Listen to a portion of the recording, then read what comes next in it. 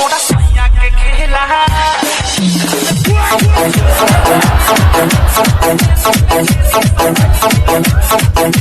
अरे ऐसा बात करते वाह बेटे वाह धक्के कोनो गड्ढा खींच ले ले बाबू पता हमर दिहुआ डरा दे ले बा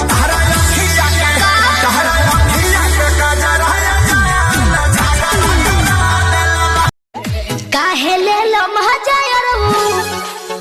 आरे छोड़े के जब रहे जात बन घरे तोहरा पापा जी से कहे काहे ले लो महाजायरू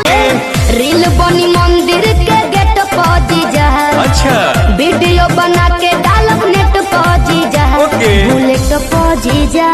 बुलेट पहुंची जा बोला ले चले घुमावे बुलेट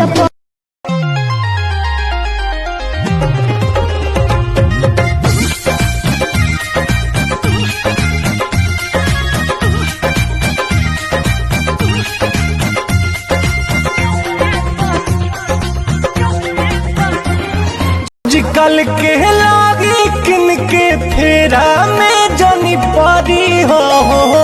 आजकल के लड़की फैशन बारी धोखेबाज बारी